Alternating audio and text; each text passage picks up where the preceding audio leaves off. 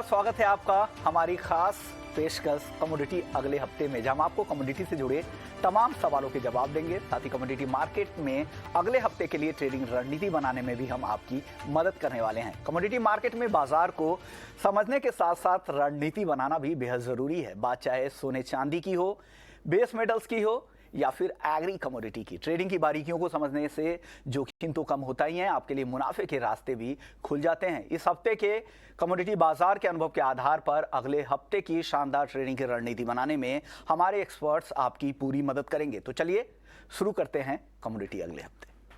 हमारे साथ आज 3 मेहमान हैं। सबसे पहले मेहमानों से आपका परिचय करवा दें। हमारे साथ अनुज गुप्ता हैं IIFL सिक्योरिटीज से, रविंद्र राव हैं कोटक सिक्योरिटीज से और विजय बंबानी हैं इक्विटी मास्टर से। तीनों काफ़ी अनुभवी एक्सपर्ट्स आज हमारे साथ हैं। सबसे पहले आज हम बात करने वाले हैं गोल्ड और सिल्वर की, क्योंकि नवंबर के महीने में ये दोनों ही कमोडिटी के लिए काफ़ी अच्छा महीना रहा है। लेकिन क्या इस तरह की तेज़ी क्या अगले हफ्ते भी उम्मीद करें? कैसा होगा मार्केट, बुलियन का मार्केट? सबसे पहले विजय जी आप बताइए, क्या लग रहा है अगले हफ्ते किस तरह की चाल सोने चांदी की रहेगी, और जिन ट्रेडर्स या निवेशकों के पास गोल्ड या सिल्वर है, क्या वो अपने तेजी की उम्मीद में बने रहे क्या अगले हफ्ते भी? नमस्कार, शुक्रिया मुझे अपने शो में शामिल करने के लिए।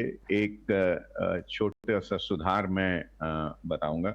मैं इक्विटी मास्टर से नहीं, BSPL इंडिया से हूं और मैं इस कंपनी का CEO हूं। और जहां सोने और चांदी का सवाल है, दोनों में तेजी का रुझान बना रहेगा। और जब तक सोने का दाम जो है 52,400 के ऊपर बना है, तब तक इसमें तेजी का माहौल बना रहेगा। और जहां चांदी की बात करें तो चांदी में थोड़ी बहुत बिकवाली आई है 62,600 के करीब।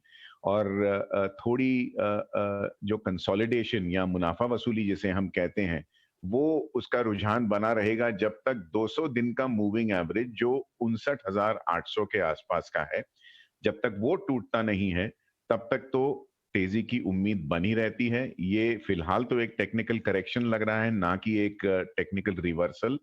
तो जब तक 59,800 के नीचे चांदी बंद नहीं होती है, तब तक मैं ये कहूंगा कि रुझान अब भी सकारात्मक ही है तेजी वालों के लिए। जी आपको क्या लगता है? हालांकि उम्मीद अब लग रही है कि जो दिसंबर की बैठक होगी फेड में, फेड की जो बैठक होगी, वहां पर आधे % से ज्यादा ब्याज दरों में बढ़ोतरी की उम्मीद नहीं है। और जो ब्याज दरों को लेकर जो दायरा है वो लग रहा है कि 5% के आसपास टॉप आउट होने की उम्मीद है। क्या आप क्या सेंस कर रहे हैं और क्या असर होगा पूरे बुलियन मार्केट में? रविंद्र जी। गुड इवनिंग विश्व मोहन जी। मेरे हिसाब से देखिए, जो अगर हम लास्ट दो हफ्ते का जो जो फंडामेंटल्स है उसे देखें तो इट वाज प्रीटी प्रिडिक्टिव। अगर आप इनिशियली नॉन फॉर्म पेरोल से अगर देखें, फर्स्ट वीक ऑफ नवंबर जब नॉन फॉर्म पेरोल्स खराब आया, उसके बाद गोल्ड सिल्वर दोनों में ही हमने एक अपसाइड मोमेंटम देखा। उसके बाद जो नेक्स्ट पॉजिटिव न्यूज़ था वो इन्फ्लेशन का था। इन्फ्लेशन CPI PPI दोनों ही कूल ऑफ होके आए, जिसने गोल्ड सिल्वर दोनों को ही एक अच्छा पुश दिया। लेकिन जैसे मैंने पिछले वीक में भी कहा था कि गोल्ड में 1780 और उसके बाद $1,800 का एक स्टिफ रेजिस्टेंस है, 1806 टू बी प्रिसाइज। और सिल्वर में 252 डे मूविंग एवरेज का एक रेजिस्टेंस अराउंड $21.78 के आसपास था, जो कि काफी स्ट्रांगली प्राइसेस ने होल्ड किया। उसके ऊपर भी गया था, लेकिन it has not sustained above $22। और उसके बाद हमने करेक्टिव मूव देखा। अभी ये corrective move could be because of the retail sales data, क्योंकि रिटेल सेल्स डेटा थोड़ा सा पॉजिटिव आया एक्सपेक्टेशन से। तो जो जो फेड की जो गोल्ड सिल्वर की रैली थी ऑन बैक ऑफ एक्सपेक्टेशन की फेड का जो इंटरेस्ट रेट पेस जो है वो थोड़ा सा स्लो होएगा, वो I think that has slightly faded because of the retail sales data, क्योंकि this gives Fed the room to focus on inflation. तो मेरे हिसाब से वो एक रीजन था, but I think that is just a reason for the correction. क्योंकि overall मुझे लगता है कि अगर आप फेड वॉच टूल भी देखें, तो जो 50 basis point hike in December meeting है, that is almost, there is a probability of 80%। तो वो गोल्ड सिल्वर के लिए काफी पॉजिटिव है। और ये करेक्शन मैं देखूंगा कि इसे मैं एक बाइंग अपॉर्चुनिटी की तरह देखूंगा। तो सिल्वर में मेरे हिसाब से 61,000 से लेके 7,800 तक बाइंग जोन और 59,500 एक टॉप। और अगर गोल्ड की बात करें मेरे हिसाब से 52,600 550 is a good buying zone. 52,200 का स्टॉप लॉस होना चाहिए। मेरा एक्सपेक्टेशन ये है कि गोल्ड में हम 53,400 का लेवल जल्दी देख सकते हैं। और सिल्वर की बात करें तो सिल्वर में आई थिंक 63,000 फिर से एक बार टेस्ट कर सकता है, और अगर उसके ऊपर सस्टेन करता है तो it might even go toward 64,000। तो मेरे हिसाब से डॉलर वीकनेस कंटिन्यू रहेगा। डॉलर इंडेक्स में 107.50 के ऊपर जाना थोड़ा मुश्किल लगता है। आई फील 107.50 से लेके 104.9 ओ के रेंज में डॉलर इंडेक्स ट्रेड करेगा विद अ वीक बायस, और उस वजह से गोल्ड सिल्वर दोनों में ही एक पॉजिटिव मोमेंटम कंटिन्यू रह सकता है। अब अनुज जी, आप अगले हफ्ते के लिए अगर कोई ट्रेडर अगर ट्रेड करना चाह रहा है तो क्या सलाह दे रहे हैं? किस तरह के लेवल्स अगले हफ्ते की उम्मीद में ट्रेड करना चाहिए? हाँ देखिए विश्वमोहन जी, हमें लगता है कि गोल्ड का प्राइस आपको नेक्स्ट वीक में 1790 $1,800 तक के लेवल को टेस्ट कर सकता है। हालांकि नेक्स्ट वीक में यूएस मार्केट में थोड़ा हॉलीडे मूड रहेगा, तो हो सकता है कि मार्केट थोड़ा सा रेंज बाउंड रहे। बट जिस तरीके से डॉलर इंडेक्स में गिरावट देखी गई है, डेटा थोड़े से पॉजिटिव आए जो इंडिकेट कर रहे हैं कि फेडरल बैंक थोड़ा स्लोअर स्पेस से इंटरेस्ट रेट बढ़ाएगा, तो उससे काफ़ी हद तक गोल्ड सिल्वर को सपोर्ट मिलेगा। तो मुझे लगता है, और आगे इनका फेस्टिवल सीजन भी है, क्रिसमस फेस्टिवल सीजन भी है, तो उसमें भी हम अच्छी खासी डिमांड आती हुई देखेंगे बुलियन साइड में। तो मुझे लगता है कि आपको नेक्स्ट वीक में गोल्ड का प्राइस 1780 $1,790 तक के लेवल दिखा सकता है। एमसीएक्स में करीबन 53,300 से लेकर 53,500 तक के लेवल आपको गोल्ड में देखे जा सकते हैं। सिल्वर के अंदर वहीं हमें एक्सपेक्ट है कि एक बार अगेन 62,000 से लेकर 63,000 तक के लेवल, और इंटरनेशनल मार्केट में $22 से लेकर $23 तक के लेवल आपको देखने को मिल सकते हैं। तो डॉलर इंडेक्स में जो गिरावट आई है उससे काफ़ी हद तक गोल्ड सिल्वर को सपोर्ट मिलेगा। और डॉलर इंडेक्स भी अगर हम देखें तो मुझे लगता है कि अगेन 104 105 तक के लेवल दिखा सकता है। तो यहाँ पर नेक्स्ट वीक में थोड़ा सा ऑप्टिमिस्टिक व्यू है गोल्ड सिल्वर का, जहाँ पर हमें लगता है कि बाय ऑन डिप्स की स्ट्रेटेजी यूज कर सकते हैं, कि बाय ऑन डिप्स की स्ट्रैटेजी के साथ काम कर सकते हैं। चलिए अब क्रूड की बात कर लेते हैं। क्रूड को लेकर किस तरह का मोमेंटम अगले हफ्ते जारी रह सकता है? हालांकि हफ्ते के अंत आते आते हमने देखा एक बड़ा दायरा था, 97 के ऊपर भी ब्रेंट क्रूड गया, अब $90 के नीचे भी आ गया है। विजय जी, क्या लग रहा है, किस तरह की चाल अगले हफ्ते उम्मीद करें कच्चे तेल से? विश्व मोहन जी, कच्चे तेल में एक डबल टॉप फॉर्मेशन बना है 7,650 के आसपास का, और अभी हम देख रहे हैं गिरावट का दौर। जब तक क्रूड जो है वो अपने स्विंग लो जो कि 6,780 के आसपास का है उसके नीचे बना है, तब तक इसमें मंदी का रुझान रहेगा। और जहां एक सौदे में या ट्रेड करने के अवसर की बात करें तो मुझे लगता है दिसंबर सीरीज, क्योंकि नवंबर सीरीज की तो एक्सपायरी है, तो दिसंबर सीरीज में 6,750 के आसपास आप शॉर्ट कर सकते हैं। इसमें आपका स्टॉप लॉस रहेगा 6,866 रुपए का, और मुनाफा वसूली का जो टारगेट या लक्ष्य है वो रहेगा 6,626 के आसपास का। रविंद्र जी, क्रूड को लेकर आपका व्यू क्या है अगले हफ्ते के लिए? वेल, क्रूड की बात करें तो मेरे हिसाब से क्रूड में again there are bearish factors only, क्योंकि क्रूड में एक तो इन्वेंट्रीज थोड़े से मिक्स्ड आ रहे हैं, जिसकी वजह से, क्योंकि प्रोडक्ट इन्वेंट्रीज अगर देखें तो थोड़े से बढ़ के आ रहे हैं, विच इज स्लाइटली नेगेटिव। और जो जियोपॉलिटिकल प्रीमियम था, जो मिसाइल गिरा था पोलिश टेरिटरी में, आई थिंक उसका प्रीमियम भी निकल चुका है। और सबसे इम्पोर्टेंट कंसर्न जो है वो कोविड कंसर्न्स है चाइना के डिमांड को लेके। आई थिंक कोविड वहाँ पे काफ़ी तेज़ी से बढ़ रहा है। हालांकि अगर हम पूरे वर्ल्ड के साथ कंपेयर करें तो उतना केसेस नहीं है, but I think still China के जो पॉलिसीज है दैट इज़ क्वाइट स्ट्रिंजेंट, और उस वजह से डिमांड पे इम्पैक्ट होने का चांसेस बहुत ज़्यादा है। एंड उसी वजह से मेरे हिसाब से क्रूड में हमने एक डाउन मूव देखा है। तो सपोर्ट सिर्फ यही है कि ओपेक प्लस का जो कट है that has started from this month, तो वो एक सपोर्टिव फैक्टर हो सकता है। और मेरे हिसाब से अगर ज़्यादा नीचे आता है तो ओपेक और भी कोई स्टांस ले सकता है, that might be bullish for crude, but as of now कोई मेजर बुलिश फैक्टर नहीं है। अगर प्राइस फ्रंट पे देखें तो आई थिंक प्राइस एक्शन ये दिखा रहा है कि WTI क्रूड में 81.5 और डॉलर का एक स्ट्रॉन्ग सपोर्ट है, जो कि ऑलमोस्ट आई वुड से कि 3 बार वहाँ से रिवर्स हुआ है प्राइजेस। बीच में एक बार $76 का डिप भी मारा था, लेकिन उसके बाद $81 के आसपास स्टेबल हुआ था। तो मेरे हिसाब से 81.50 $81 would be very very crucial in WTI। अगर वो होल्ड करता है तो फिर हम फिर से एक बार $85 तक का एक बाउंस बैक देख सकते हैं, which would again attract selling. अगर $81 ब्रीच होता है on a closing basis, then again I think we are headed towards $76 on WTI। अगर MCX की बात करें तो MCX में 6600 6550 का एक स्ट्रॉन्ग सपोर्ट है। मेरा एक्सपेक्टेशन ये है कि वहां से एक बाउंस बैक आ सकता है टुवर्ड्स 6800 से 6900। आई think that would be a buying selling opportunity. और मेरे हिसाब से एक ब्रॉड रेंज रहेगा जब तक कि ये लेवल्स ब्रीच नहीं होते। तो the range would be 6600 to 6850 6900। अगर ये रेंज ब्रीच हुआ तो फिर वो डायरेक्शन में हम चले जाएंगे, but till then I think थोड़ा सा बायस नीचे का ही रहेगा, बट एक बाउंस बैक के लिए आई थिंक मार्केट तैयार होना चाहिए, and we might see a bounce back of 200-300 points on the upside on MCX। उस सवाल जवाब भी ले लेते हैं। क्रूड पर ही एक और सवाल है हमारा। विवेक कुमार है नवीनगर से। क्रूड इनके पास 3 लॉट है, 7000 के लेवल पर लॉन्ग पोजीशन है। क्या करना चाहिए अनुज जी क्रूड में इनको? काफी दिनों से एक रेंज में ट्रेड कर रहा था, हालांकि थोड़ा सेलिंग प्रेशर यहाँ पर आया, क्योंकि यहाँ पे अगर हम न्यूज वाइज देखें तो मार्केट थोड़ा सा मिक्स्ड है। कहीं कभी हम देखते हैं कि चाइना में कोविड जीरो पॉलिसी की तरफ से आपको रिलैक्सेशन मिलता है, कभी एकदम से टाइटनेस आ जाती है। तो क्लैरिटी वाइज अगर देखें तो कोई क्लैरिटी अभी न्यूज़ फ्रंट पे ऐसा नहीं है। हाँ, स्टेटमेंट के ऊपर मार्केट चल रहा है। जिस तरीके से हम जियोपॉलिटिकल टेंशन देख रहे हैं, मुझे लगता है कि उसकी वजह से भी मार्केट कहीं ना कहीं रोल प्ले करेगा। तो मुझे लगता है कि मार्केट एक रेंज में रहेगा, नीचे करीबन 6500, ऊपर में 7000। ये रेंज मुझे लगता है कि क्रूड में बनती हुई दिखाई देगी। जैसा कि इनकी 7000 के आसपास की पोजीशन है, मेरी सलाह है कि एक बार होल्ड कर सकते हैं, क्योंकि अगर आप टेक्निकल चार्ट देखेंगे तो मार्केट धीरे धीरे ओवरसोल्ड जोन में जा रहा है। 2 दिनों में जो गिरावट आई है उससे थोड़ा ओवरसोल्ड जैसी सिचुएशन आती हुई दिखाई दी है।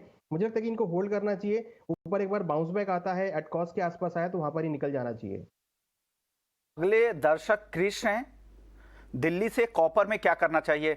विजय जी क्या करना चाहिए कॉपर में, क्या सलाह देंगे क्रिश को? देखिए, जहां कॉपर का रुझान है वो पिछले सप्ताह कुछ ऐसा लग रहा था कि एक ब्रेकआउट आएगा, और ब्रेकआउट जो है अपने दायरे से, अपने एक चैनल से 685 के ऊपर गया भी कॉपर, लेकिन वहां पर ऊपरी ओर अपने लेवल्स होल्ड नहीं कर पाया। तो ये बात तो तय है कि 705 के ऊपर जब तक कॉपर टिकता नहीं है, तब तक इसमें बिकवाली का भारीपन और मुनाफा वसूली का एक आप रुझान देखेंगे। फिलहाल 674 के आसपास एक छोटा मोटा सपोर्ट है। क्या ये सपोर्ट कॉपर होल्ड कर पाता है? अगर ये सपोर्ट होल्ड नहीं कर पाता है तो आप कॉपर के दाम में और लुढ़कता हुआ रुझान देखेंगे। अगर यहां से बाउंस करता है तो 700 के करीब जाने की संभावना बनती है, जहां मुझे लगता है आपको मुनाफा वसूली कर लेनी चाहिए, क्योंकि बेस मेटल यानी इंडस्ट्रियल मेटल्स में, धातुओं में ऊपर की ओर भारीपन का रुझान बना हुआ है फिलहाल। अगले दर्शक है अनुज गुप्ता है झांसी से। गोल्ड में क्या करें? अनुज जी आप ही दे दीजिए अनुज गुप्ता जी का सवाल। झांसी से है, गोल्ड में इनको राय चाहिए। देखिए, गोल्ड में व्यू थोड़ा ऑप्टिमिस्टिक है। मुझे लगता है कि गोल्ड आपको नेक्स्ट वीक में 1780 $1790 तक के लेवल दिखा सकता है। MCX में एक्सपेक्टेड है कि 53,300 53,500 तक के लेवल देखने को मिल सकते हैं। तो खरीदारी की सलाह रहेगी। डिप अगर मिलता है 52,700 के आसपास तक तो वहां पे खरीदारी का ट्रेड ले सकते हैं। 52,450 का स्टॉप लॉस लगाएं। टारगेट 53,300 53,500 तक हो सकता है। दर्शक है अमृत है कोल्हापुर महाराष्ट्र से। सिल्वर एक लॉट है इनके पास, 61,025 रुपए पे लॉन्ग पोजीशन इन्होंने बना रखी है। रविंद्र जी क्या करना चाहिए? 61,000 के आसपास की लॉन्ग है, बने रहें? बिल्कुल, क्योंकि सिल्वर में अभी भी आई थिंक एक पॉजिटिवनेस कंटिन्यूड है। ये जो करेक्शन है, I think this just a consolidation after the rally. तो मेरे हिसाब से 59,500 का इसमें एक अच्छा सपोर्ट है, तो उसका स्टॉप लॉस मेंटेन कर सकते हैं। स्टॉप लॉस जरूर मेंटेन कीजिए, क्योंकि मार्केट्स काफ़ी वोलेटाइल है and it is totally based on sentiments. तो मेरे हिसाब से 59,500 का स्टॉप लॉस होना चाहिए। अपसाइड पॉसिबिलिटी फिर से एक बार ही 62,800 63,000 का है। अगर उसके ऊपर सस्टेन करता है तो इट माइट मूव टू 64,000। तो मेरा एडवाइस ये रहेगा, होल्ड कीजिए, लेकिन जैसे ही मार्केट ऊपर आता है तो अपने स्टॉप को ट्रेल करते जाइए, और प्रॉफिट में जैसे ही आता है तो प्रॉफिट को ना छोड़िए, प्रॉफिट में ट्रेल कीजिए, और ट्रेल करते करते you can take your position to 63,000 and वहां पे बुक कर सकते हैं। ओके। अगले दर्शक है मुकुल है मेरठ से। कॉपर इन्होंने 705 रुपए पर खरीदा है, अब जानना चाह रहे हैं कि क्या करना चाहिए। अनुज जी क्या सलाह देंगे मुकुल को? 705 इसी हफ्ते में इसने टेस्ट किया था, वहां से थोड़ा करेक्शन देखने को मिला है। अभी भी ये मुझे लगता है कि बेस मेटल में थोड़ा मोमेंटम बाकी है, हालांकि थोड़ा करेक्शन यहाँ पे ज्यादा हुआ है। नीचे हमें लगता है कि करीबन 665 एक काफी स्ट्रॉन्ग सपोर्ट रहेगा, जिसका स्टॉप लॉस लगाकर ये होल्ड कर सकते हैं। हमारा मानना है कि नेक्स्ट वीक में आपको एक रिकवरी देखने को मिलेगी, जो कि ऊपर में करीबन 695 700 तक आ सकती है, तो वहां पर एग्जिट करने की सलाह रहेगी। 665 का स्टॉप लॉस लगा सकते हैं। अगले दर्शक है अभिषेक हैं दिल्ली से। नेचुरल गैस और गोल्ड में क्या करना चाहिए, क्या सलाह है नेचुरल गैस और गोल्ड में विजय जी? देखिए, जहां नेचुरल गैस का सवाल है, मुझे लगता है इसमें एक रूटीन सिक्लिकल तेजी आएगी, क्योंकि क्रिसमस जो है पश्चिमी देशों में सबसे बड़ा त्योहार है। जैसे कि भारत में दिवाली होता है, वहां पर ये शॉपिंग पर्यटन वगैरह के लिए एक बहुत बड़ा सीजन होता है। और क्योंकि वहां पर सर्दी काफी होती है, बर्फ वगैरह गिरती है, तो नेचुरल गैस की खपत जाड़े के मौसम में काफी बढ़ जाती है। आप इसी से अंदाजा लगा सकते हैं कि नवंबर और दिसंबर के दामों में देखिए फर्क कितना है। दिसंबर में जो प्रीमियम चल रहा है नवंबर के एवज में, वो आपको बता रहा है कि अगले महीने नेचुरल गैस के दामों में बढ़त की संभावना हो सकती है। लेकिन कुछ हद तक ये बढ़त एक मिथ्या भी होगी, क्योंकि अगर आप नवंबर से दिसंबर में अपनी तेजी रोल ओवर करते हैं, तो वैसे ही 30, 35, 40 रुपए आपको रोल ओवर कॉस्ट भी लग जाएगी। तो ये जो तेजी का माहौल बनेगा, आने वाले महज 6 से 7 हफ्ते तक चलेगा। जनवरी के बाद नेचुरल गैस में जैसे ही जो 3 एक्सपायरीज होती हैं, जनवरी में आपको जनवरी, फरवरी और मार्च मिलेंगे, और ट्रेडिशनली उत्तरायण यानी मकर संक्रांति के बाद नेचुरल गैस में गर्मी के कारण गिरावट काफी तीव्र गति से आती है, और कई बार तो नीचे के सर्किट भी लगते हैं। तो आप बहुत लंबे अवधि के लिए इसमें बने ना रहें। जब तक नेचुरल गैस 470 के ऊपर बना है, तब तक तो सब कुछ ठीक ठाक है। अपना स्टॉप लॉस लगा लीजिए 470 का, और अगर आपको ये 560, 570 का रेट दिखा दे, तो वहां पर मुनाफा वसूली शुरू कर दीजिए। इन ऑल सीरियसनेस, बहुत ज्यादा इस काउंटर में रोल ओवर मत कीजिए, क्योंकि जाड़े के मौसम में रोल ओवर कॉस्ट 20 से 40 से 50 रुपए तक की लग सकती है, और फिर निकलना मुश्किल हो जाता है। चलिए अब कुछ एग्री के सवाल ले लेते हैं। हमारे साथ रवि कुमार बानापुरा से हैं, ये होशंगाबाद डिस्ट्रिक्ट एमपी से हैं। 10 टन हाजिर में गेहूं है इनके पास। 15 दिनों में अब उम्मीद कर रहे हैं कि क्या तेजी होगी। हालांकि उस तरह की तेजी अचानक से गेहूं में नहीं आती है, धीरे धीरे। लेकिन महीने भर की बात करें तो 3.5% की तेजी गेहूं में आ चुकी है, और पिछले एक साल में 11% तक की तेजी आ चुकी है। अनुज जी क्या लग रहा है, गेहूं आप, हालांकि वायदा में तो ट्रेड हो नहीं रहा है, तो क्या हाजिर में आप ट्रैक करते हैं और तेजी की उम्मीद कर रहे हैं क्या गेहूं में आगे? देखिए, गेहूं का अगर आप देखेंगे तो कहीं ना कहीं एंड सीजन की तरफ जाता हुआ दिख रहा है, और वहां पे जिस तरीके का हमने मोमेंटम देखा भी, हम देखें तो फिजिकल में करीबन 2600 के आसपास के रेट चल रहे हैं। मुझे लगता है कि दिसंबर तक एक बार प्राइस 2800 2900 तक के लेवल दिखा सकता है जनरली सीजनल वाइज, क्योंकि एंड सीजन है, आगे नई क्रॉप आएगी, तो यहाँ पे जनरली हम देखते हैं कि जो एंड सीजन की वजह से जो प्राइस है वो बढ़ने स्टार्ट हो जाते हैं। तो मुझे लगता है कि एक बार 2600 2800 से लेकर 3000 तक के लेवल यहाँ देखने को मिल सकते हैं टिल दिसंबर। तो दिसंबर तक का ये टारगेट है, उसके बाद हमें फिर नरमी आती हुई दिखाई देगी। तो अगर ये होल्ड कर रहे हैं तो दिसंबर तक का लेवल 2800 से लेकर 3000 का लेवल बना के होल्ड कर सकते हैं। अगले दर्शक है पवन है हिसार से। ग्वार सीड पर जानना चाह रहे हैं कि जनवरी 2023 तक आउटलुक बताएं। जिस तरह की रफ्तार नवंबर में दिखी है, करीब करीब 25% की तेजी ग्वार सीड में और 35% तक की तेजी ग्वारगम में आ चुकी है। एक्सपोर्ट डिमांड हो या फिर घरेलू डिमांड जबरदस्त है, आवक कम है, उत्पादन जो बाजार को पहले लग रहा था उस अनुमान से कम उत्पादन की आशंका कई सारे जो ग्राउंड के एक्सपर्ट्स है वो जता रहे हैं। रविंद्र जी क्या लग रहा है, ग्वार में ये तेजी और आपको आगे जाती दिख रही है, और जनवरी 2023 तक के लिए क्या उम्मीद करनी चाहिए? बिल्कुल पॉजिटिव मोमेंटम है विश्वमोहन जी। मेरे हिसाब से एक चैनल ब्रेक हुआ है प्राइस चार्ट्स पे, और वो चैनल ब्रेक का ये टारगेट जो है वो अराउंड 6400 से 6500 का आ रहा है। तो मैं इमीडिएट वो लेवल देख रहा हूँ, बट जो स्पीड से रैली आई है, तो पॉसिबिलिटी है कि एक थ्रोबैक आए इसमें। द थ्रोबैक पॉसिबल है कि 5800 850 तक आ सकता है। आई think that would be a good buying zone फिर से, और 6500 6600 तक के टारगेट्स हैं। गुआर गम की बात करें तो गुआर गम में भी आई थिंक एक थ्रोबैक जो है वो अराउंड 11,600 11,700 तक आ सकता है, which is a buying opportunity. Possibility upside 13,000 13,500, वहां पे एक बार हो सकता है कि थोड़ा सा एक मोमेंटम में एक पॉज आए। तो overall I think it is still in a bullish momentum, but dips में खरीदारी करना would be better from a risk reward perspective. Anuj ji, आपका व्यू ग्वार की इस तेजी में आप क्या सलाह दे रहे हैं? करंट लेवल के आसपास क्या करना चाहिए? देखिए ग्वार काफ़ी दिनों के बाद इवन अगर हम देखें तो 6,000 के ऊपर चलता हुआ दिखाई दिया है। यहाँ पर 12,000 के लेवल आपको गम में आते हुए दिखाई दिए हैं, जो काफ़ी समय से अवेटेड थे। मुझे लगता है कि ग्वार में ये जो रैली है ये आगे भी कंटिन्यू रह सकती है। कहीं ना कहीं मुझे लग रहा है कि एक बार 6,400 से लेकर 6,500 तक के लेवल आपको यहाँ ग्वार में देखने को मिल सकते हैं। तो ट्रेंड ग्वार का पॉजिटिव हुआ है। जिस तरीके से हमने स्पॉट के अंदर भी जो क्रॉप की अराइवल है उसमें रिवीजन आते हुए देखा है, जहां हम पहले देख रहे थे रिवीजन, वो यहाँ पर घटता हुआ दिखाई दिया है। मुझे लगता है कि एक ट्रेंड पॉजिटिव बना है और एक्सपेक्टेड है कि एक बार प्राइस इसके ग्वार के 6,400 6,500 के लेवल को छू सकते हैं। तो ट्रेंड पॉजिटिव है। हमें लगता है कि दिसंबर जनवरी तक आपको 6,500 तक के लेवल भी देखने को मिल सकते हैं।